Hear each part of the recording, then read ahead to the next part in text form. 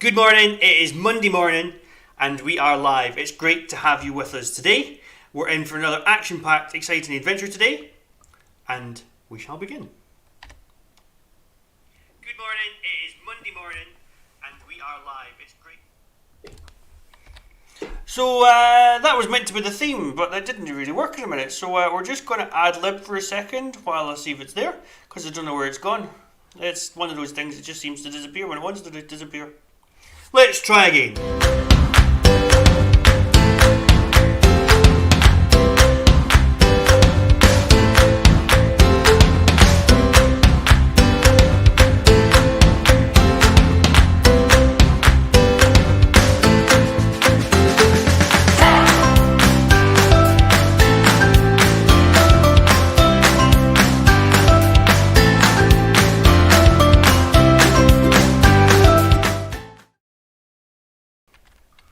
Great. Good morning, everyone. So I thought before we started, we could just do a little check-in about our weekend. So did everyone have a good weekend? Well, it was Mother's Day yesterday for us in this house, so we had a cracking day actually. Yesterday we had afternoon tea. I got it delivered. We had afternoon tea together. It was lovely. It was something different as well. It was so nice. That's nice. I'm glad that you looked after your wife yesterday. I was thinking of you yesterday for our first Mother's Day. I think I had a better day than she did. And did your baby get anything nice for her? Oh yes, he did. Flowers, he was in the little outfit saying happy first Mother's Day. So yeah, did really well actually. I was quite impressed how well he's got good shopping skills for not even being a year old yet. That's good. Tom, did you have a good weekend?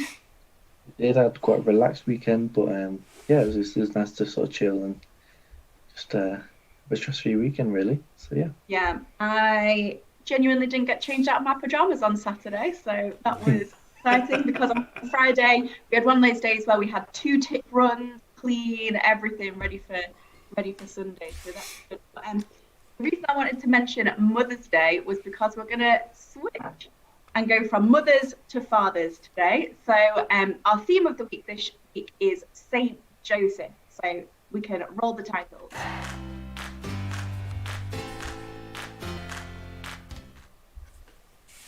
Okay, so like I said, the theme of our week is Saint Joseph, our father's heart. So either of you know why we might have picked the theme for Saint Joseph for this week?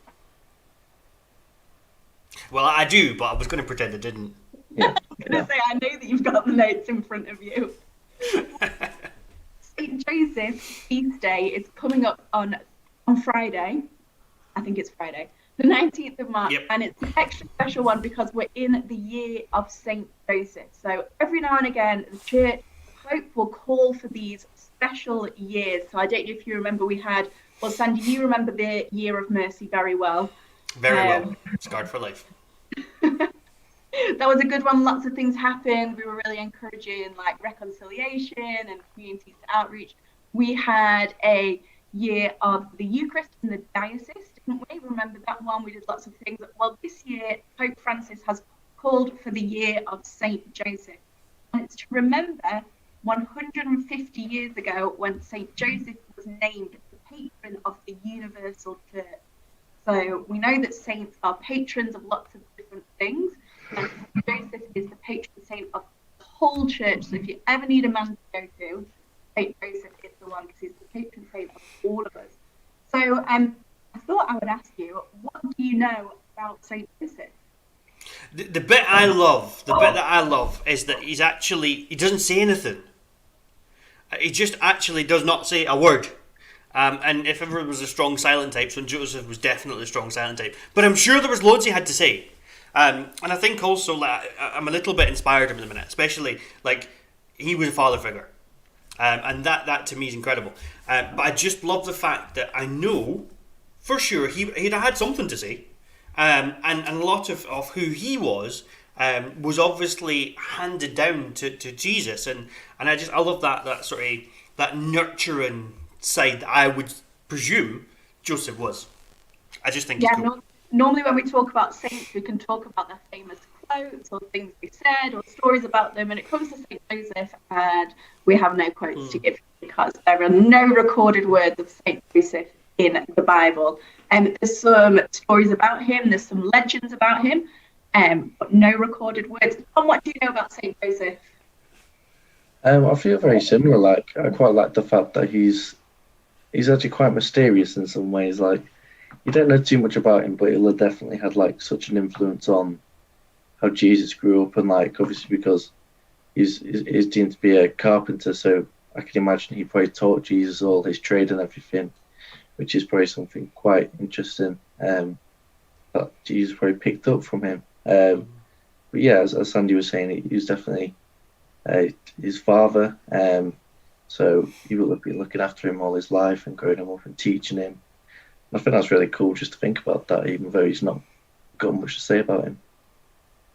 Yeah, I really like the thought of like Saint Joseph teaching Jesus to walk and those sorts of things. You know, when you see dads with their babies and they like hold their little hands while they're like toddling and things. Like it's just a really nice thought that he was just like normal dad to Jesus, you know? Like I also like the thought that obviously we know that Jesus is God, so he was perfect, and we know that Mary was born immaculate, so he lived with two sinless people in his house. So he lived with two literally perfect people, and Saint Joseph was just like trying his best to keep up with Jesus and Mary, but it had a good influence on him.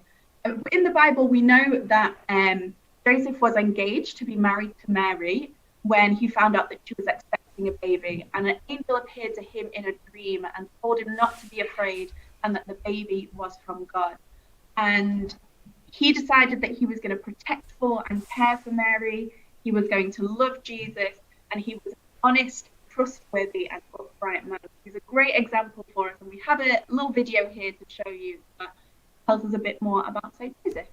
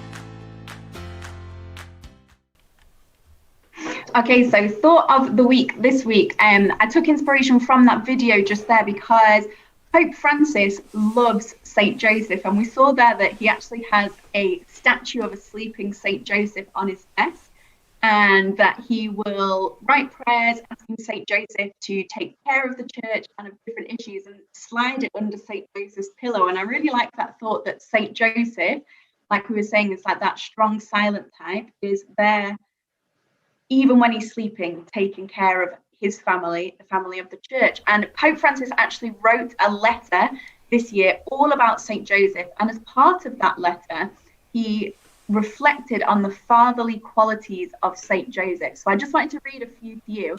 And I thought we could talk about the attributes of St. Joseph and which are a good example for us. Okay, so the attributes that Pope Francis pointed out were he was beloved, tender and loving, obedient, accepting, and creatively courageous. So which of these attributes inspire us? Which do we want to take on in our own lives? And why is St. Joseph a good example for us? It's interesting. Like, I love that, creatively courageous. I think when you think about the story of Mary and Joseph, it's one we all know. Like, in those days, that would have been like total scandal. And I can just imagine, like, afterwards, even when the angel had said to Joseph, "No, you're all right, keep going, you're doing a good job," that still people would be thinking, and I just think that whole creatively courageous, I love that. I just think it's fab. But I also think the accepting that he said yes, as much as his inner self probably wanted to say no. There's something going on here. But he had faith, he believed, he accepted, and he was courageous. I mean, for that to take on that, for Mary to take on the role as well, like, I mean, that is just phenomenal. Like, to suddenly be told by an angel, this is what's going to happen, and you're going to go for it, and you're going to do a really good job. I just think that sort of the creative. So for me, the acceptance and the creative, I love that term, creatively courageous, is something that I want to take on. Tom, what about you? What attributes of St. Joseph do you want to take on? I think Sandy has some really good points there, especially about the accepting side of just being like, okay, right, I'm not in this situation, but like, I'm going to be obedient to God as well, and just the fact that he doesn't really question, really, he just like accepts, and he's like obedient to God in then raising Jesus and loving him and loving Mary, and I think that's something that is quite we can all find quite tough, is being obedient to God, because sometimes we're like, oh, I've had it, I'm really like pushed far away, but staying obedient is such a good thing because you get so many rewards from that. So yeah, I think accepting and obedient I'll take away, really. Yeah, exactly. And it's nice to listen to two guys talking about St. Joseph and the things that you can learn from him, because I think he's a great example for us all, but especially for men, he's a great person to. But I also think, and then again, at the risk of sounding a bit like a broken record sometimes, I think it changes well when you become a father. And Tom, I don't want this to sound patronising, but maybe one day when it happens to you, that whole, God willing, that whole nature of it changes. Like the fact that you just get up at 4:45 in the morning because that's just what you have to do. When you talk about the sort of obedient, well, when that baby cries, you're getting out of your bed. I just think it changes your whole concept of what maybe St. Joseph went through in the early days with the baby Jesus. I mean, that's just incredible. Yep, the baby Jesus might have been God, but I bet you still cried at 3:00 in the morning. And needed fed. He still couldn't talk, he still had to cry to tell him he was hungry and things. Yeah, I like that phrase, creatively courageous, as well, because I think when we always talk about saints, there's not one way to be a saint.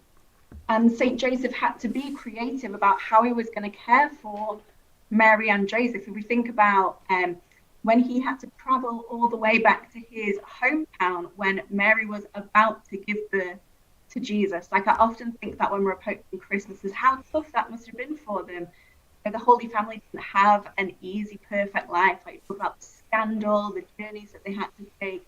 And then there was the threat of their baby being killed and things. We read about that in the Bible when King Herod heard about the baby. I mean, he must have had to be a really strong dad. But then we also hear he was tender and loving. So it's just like a great mix of things to be, all the attributes that we want to be as saints. He's a great person to look up to. Definitely.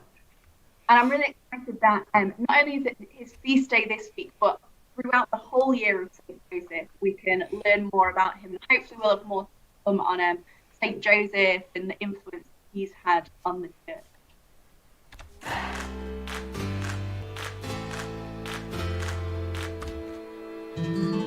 Now, everybody else can hear the music because I forgot to mute it. We've got some music on in the background at the moment. It's the Lone Rider. Okay, so Tom, today's challenge. Now, I've lost my chat box. Oh no, I found it. Okay. Tom, you're going to play Pictionary with Sophie. Okay, so Tom, in a minute, I'm going to hopefully direct message you with a job. Now, one of the things I love about St. Joseph is he is often known as St. Joseph the Worker. Now, St. Joseph used his hands, he was skilled at what he did. And so today, we're going to play a bit of Pictionary with some jobs. Okay, so for instance, Tom, you played Pictionary before. You're going to have to draw some pictures. You're going to have to try and show Sophie the job. Now, for instance, if the job was a firefighter, you wouldn't be able to write the word fire. Okay, so no words are allowed. It's only pictures. Okay, so I'm going to send you your first one. And hopefully it will come through to you. You got it there? It's on your chat. Okay, Tom's got it. The Lone Rider music goes for it. Tom, take it away. So he's now going to draw. Maybe I should have got him a board so he could hold it up. Draw Yeah, I'm just going to do the side. Okay, if you draw something and then show it to me, I'll try and guess as you go.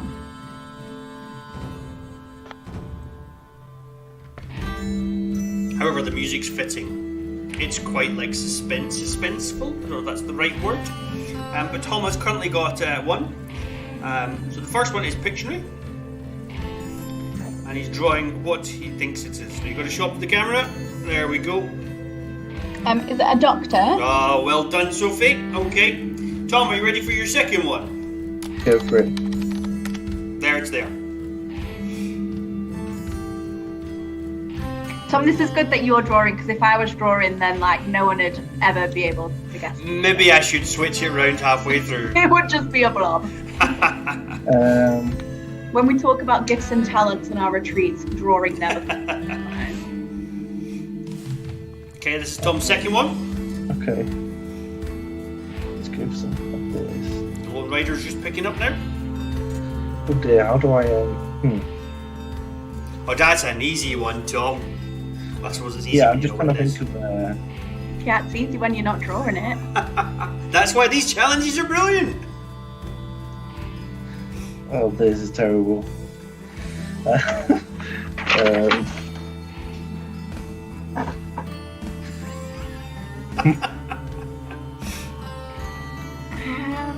Is it a teacher? Oh, I hope you're not communicating behind the scenes here. Okay, Tom, last. What were the rectangles, Tom? Were they books? Was they're that supposed to be desks? books, yeah. Oh, I thought it was desks. It also looked Small like she was children that did it. blowing bubblegum. Right, Tom, last one is Pictionary. And then we're going to move on to something slightly different. Oh, yeah. So this is all different types of job. And I'm going to be cruel, Tom, I'm warning you. It's coming, it's getting worse. Oh my gosh, that's terrible. Okay, right, I'm going to have to redo that one. That was, let me just do this. Oh, right, the Lone Rider. So can I put words or? Well, it depends. You're not allowed to say what it is. No, okay. I might give you a couple of words just for ease. Because if you think this one's bad, Tom, do you want to see the next one?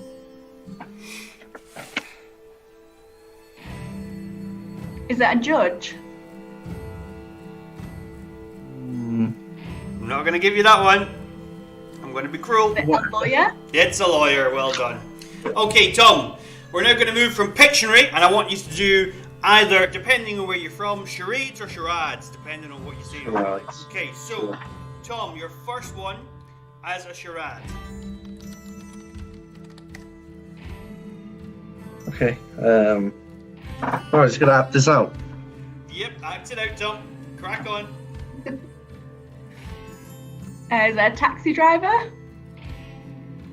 a driving instructor, a delivery driver. Well, you're driving somewhere. It's definitely driving.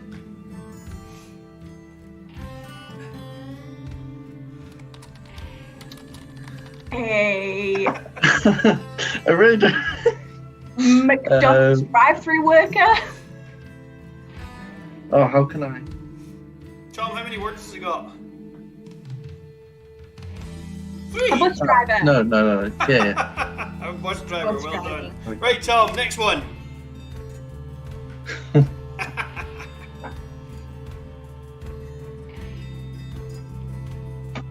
A mission team.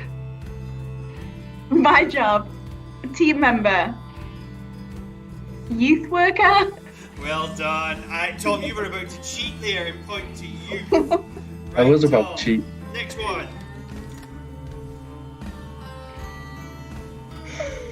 Okay. I hope everyone's enjoying my zoomed-in face as I like see what Tom's doing. Give me a second. Oh, props. Look like there's a prop coming.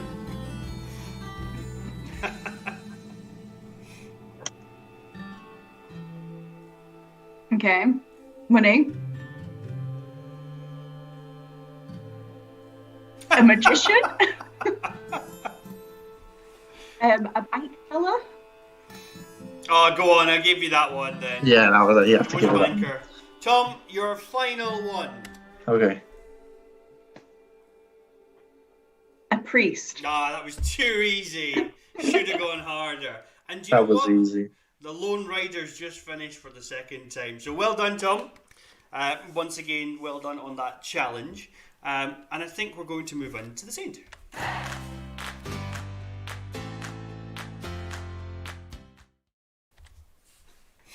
Cool. So this week I thought I'd take a bit of a different twist on things. I've decided to use Saint Raphael, the Archangel.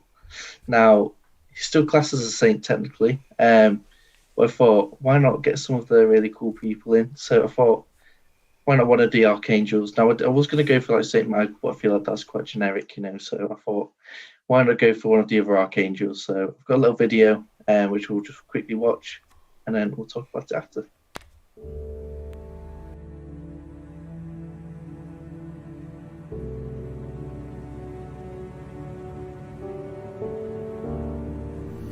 Saint Raphael is one of the 7 archangels who stand before the throne of the Lord, and one of only 3 mentioned by name in the Bible. He is the patron saint of travelers, the blind, bodily ills, happy meetings, nurses, physicians, and medical workers. His feast day is celebrated on September 29th with Saint Michael and Saint Gabriel. In art, Saint Raphael is often pictured holding a staff and either holding or standing on a fish. Many places around the world are named after him, including the San Rafael Mountains and Saint Raphael's Cathedral. Disguised as a human in the Book of Tobit, Raphael refers to himself as Azarias, the son of the great Ananias, and travels alongside Tobit's son, Tobiah. Once Raphael returns from his journey with Tobiah, he declares to Tobit that he was sent by the Lord to heal his blindness and deliver Sarah, Tobiah's future wife, from the demon Asmodeus.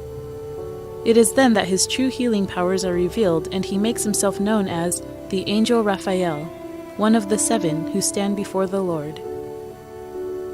Although only the archangels Gabriel and Michael are mentioned by name in the New Testament, the Gospel of John speaks of the pool at Bethesda, where many ill people rested, awaiting the moving of the water. An angel of the Lord was mentioned in John 5:4, and, because of the healing powers often linked to Raphael, the angel is generally associated with Saint Raphael. To learn more about Saint Raphael, the Archangel, visit Catholic.org, and if Saint Raphael... Cool. So that was a little something about Raphael, which I find him quite a cool saint because he is an archangel, and like he's not just any ordinary angel; he's an archangel. So he's quite bougie, to be honest. He's in the higher ranks, which I think is something really cool to think about. The fact that he's in basically God's army, really, and to think he works so closely with God, and that he goes out and he uses he's really known for healing, really.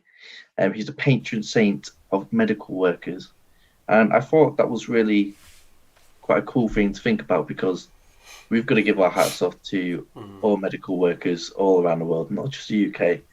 People working tirelessly to either, well, and all the scientists as well, making a vaccine, but also looking after people.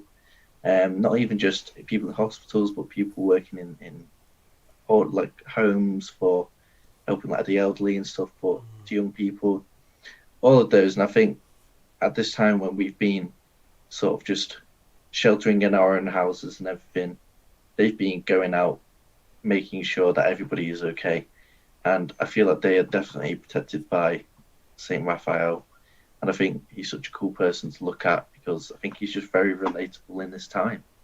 So something I was thinking for when we go to the end prayer is that if we could keep Saint Raphael in our mind, if we can pray to him to look after all the medical staff, everyone who works in the medical field, to look after them during this time. So I think he's quite a cool guy. And I think if we start praying to him, we could protect these people who are saving many, many lives. So I think he's really cool. And I think because he's a patron saint of medical workers, we should use him to pray. So we'll do that at the end. Maybe at the end, if we could do a pray for us. Yeah, that's my sort of little thing on Saint Raphael.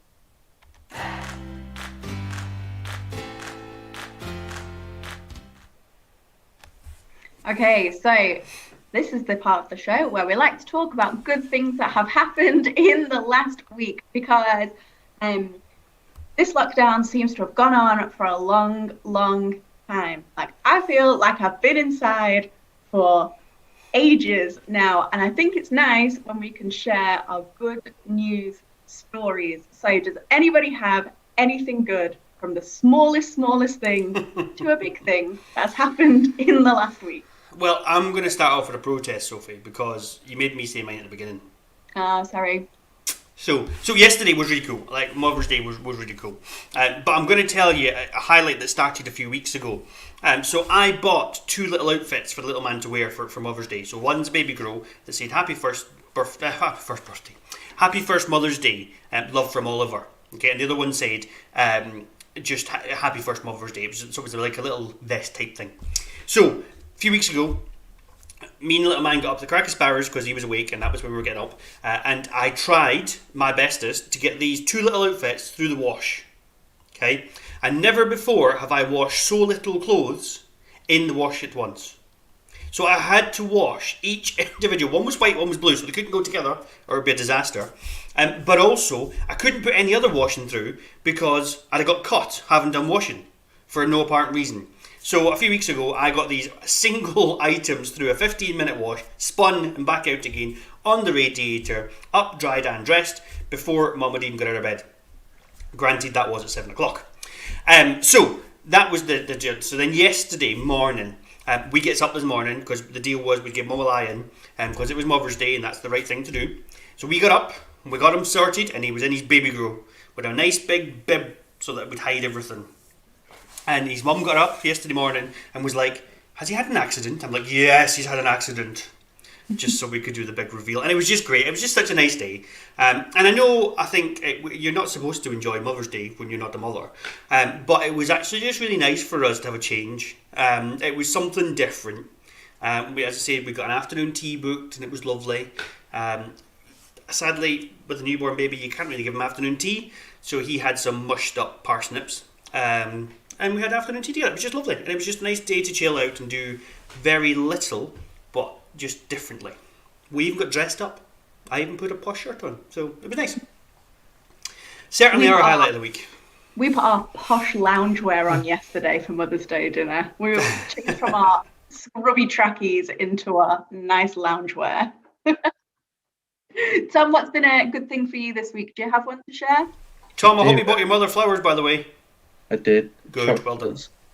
And frames for the new room. So, I think so. My friend Lewis, who's currently asleep with me, got his vaccine on Saturday, which was quite good. That's good. Unfortunately, he's been a bit ill, but he's got through the main part. So, but it's really good to have him getting his vaccine because it's good. It's good to know someone's got it. So that was really good news, really. So yeah.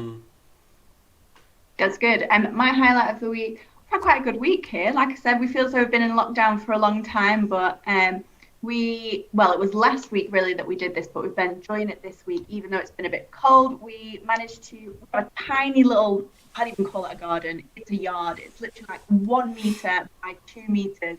And we got some artificial grass and a little table and chairs a couple of weeks ago, but then my mum, who's in our bubble, came round and helped us to get some plants for it and everything. So we enjoyed a cup of tea in our new outside space this week. And like I said, just really small things are making us really happy at the moment. Just enjoying a cup of tea outside. I had my big coat on and some big fluffy socks and a blanket around me because I was a bit cold because it doesn't get any sunshine on the back of this house.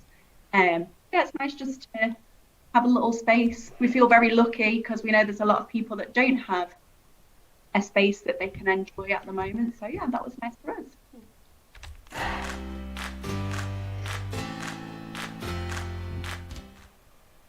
Okay, so the question to you both for this morning's hot topic is, do you remember this time last year? Very well. So I remember this day last year very, very clearly. I had a very early morning meeting with the heads of department, and we were talking about this whole thing that was coming, that we thought we might have to work from home. And I remember this time last year, we had a meeting after that, and my words, I think, to you guys were, pack a few bits and pieces, because we might be working from home for a few weeks. So it's now 12 months since I had that conversation with you, and we're still at home. Now, it's just incredible, isn't it? That actually for a whole year we've now been at home working. Now obviously coming in the next week is that day that we all sat, and I'm sure most of us sat and watched the Prime Minister say to us, you're staying at home. And I'm thinking, like, staying at home? And we did. And I just think, like, this experience, I was talking to my sister saying how the children now, they will learn about this in school. They will read about the year that we were all told to stay at home and not go to work. And so I just think, as a hot topic, it's maybe good to get just a bit of a chat going there with that. I mean, I don't think any of us believed we'd be working from home still. And I just think, so what's your thoughts? Go on, throw it out there.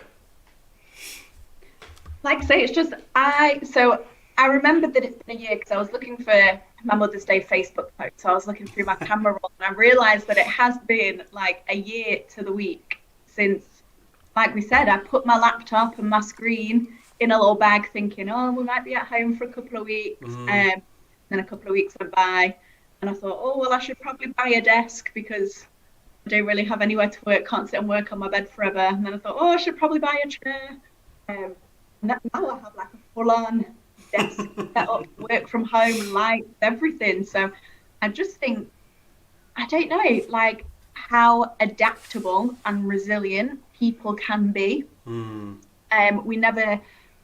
Fortunately, like we don't have to work on the front line and things. Our jobs don't particularly put us at risk. So, we are very lucky to be able to work from home safely and still have jobs like a year in. Like, I think we have to recognize how lucky we are with that.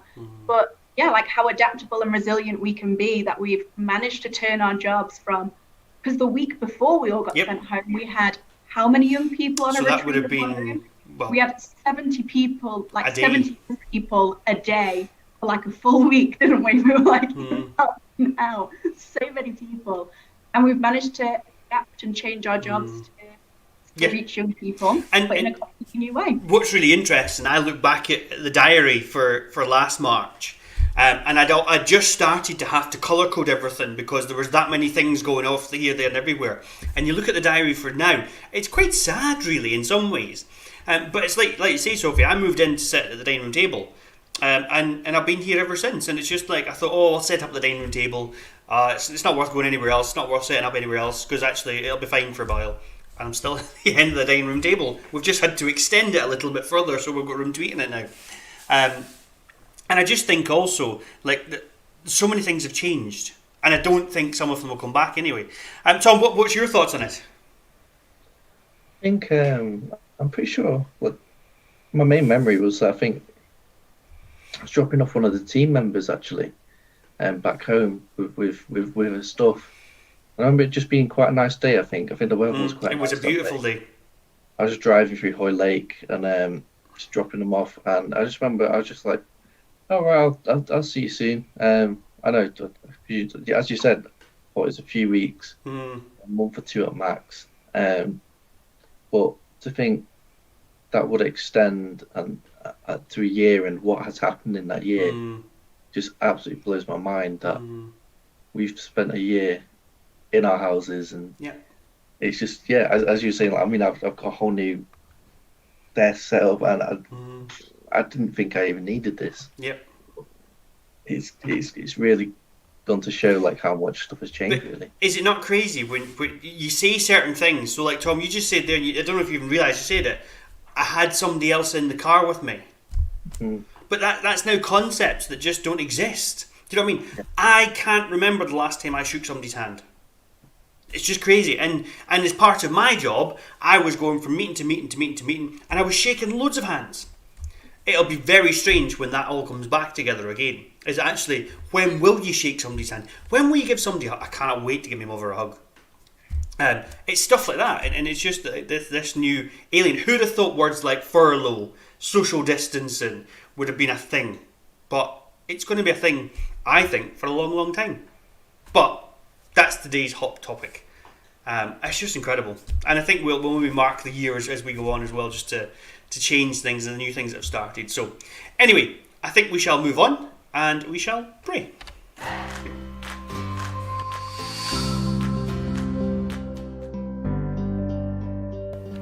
Okay, so Tom and Sandy are going to read now some of the scripture that we do have about Saint Joseph. So I just encourage you to listen, because this is where it teaches us about who Saint Joseph was and his personality and those attributes that Pope Francis talked about.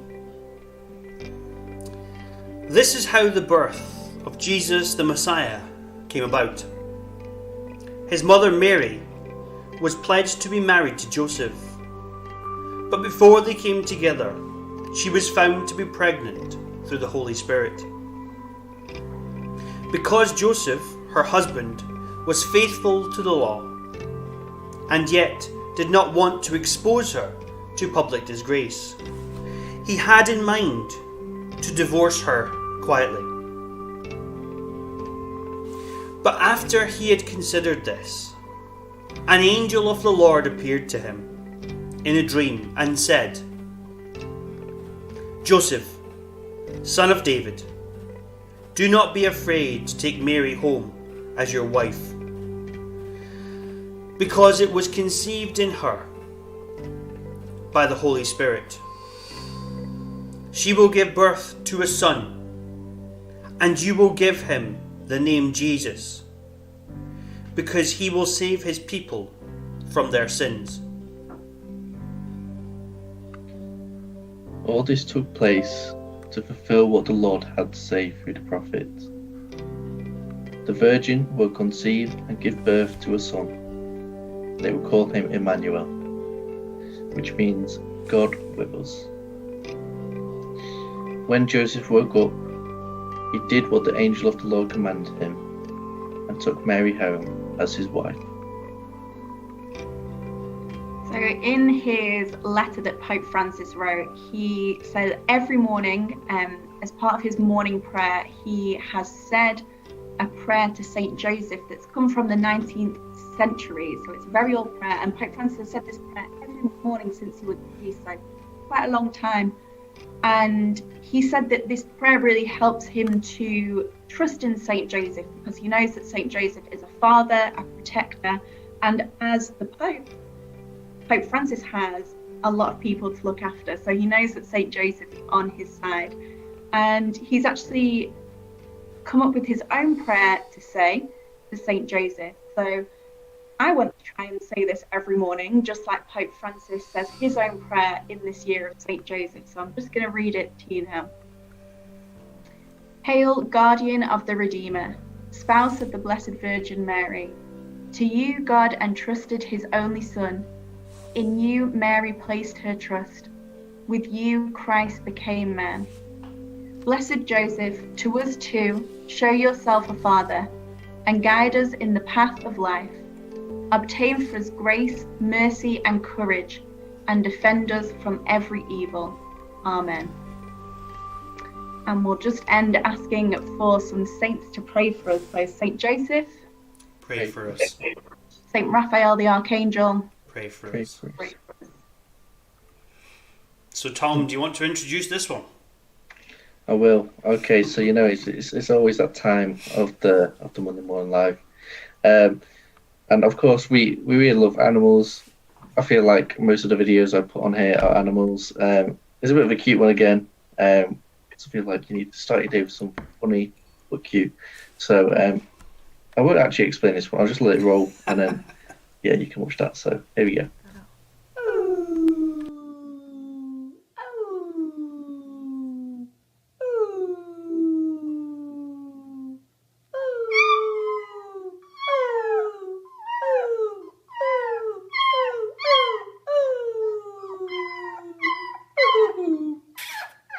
Good job, buddy. Good boy. I don't know, Tom, I think that could have been quite relevant about talking about Saint Joseph teaching Jesus things. Exactly. You That see, third ad was I'm teaching just waiting for you cooking. guys to pick that out. I was just going to leave it subtly I in think there. that was prophetic, Tom. It has to be done sometimes. So, Sophie, you've got a big event coming up this week. Do you want to tell us about it? Oh, yeah. Do we? We do, and I have planned it. Seamless. So on Wednesday evening, Claire and I will be coming to you live from St Edward's in Runcorn. You can join us on YouTube for Explore Lent. We'll be carrying on what the boys did a couple of weeks ago. Apart from ours, we won't be outside. We'll be nice and warm inside, not lighting any fires. But we hope that you'll join us on Wednesday from 7:30 p.m. Yep, so please do watch out for that one. It'll pop up on your screens if you are subscribed to it. Any other plugs we want to throw in there whilst we're at it? Go on, Tom. Should be another. Yeah, there should be. Out, I believe, and there's been more getting sorted this week, which is cool. I think I'm trying to think if there's anything else. And there's still time For the to moment, sign that's up for all the right. next collective.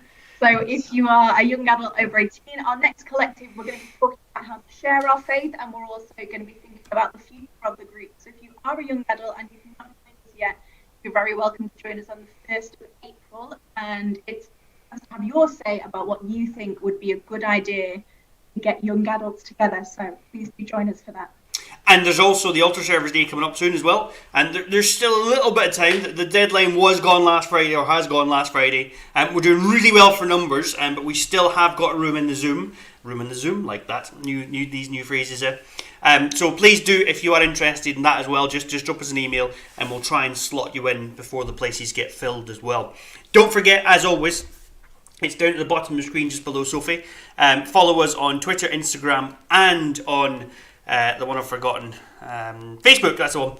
And so do follow us on that, and there's plenty there. There's also resources coming out for Lent.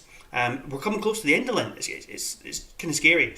But also we're going to have resources for Easter and Holy Week, so do click that follow button. Don't forget to click subscribe so you'll know when we go live for Explore on Wednesday at 7:30. Have a great week, and we shall see you at the same time of 9:30 next Monday. Have a great week, folks.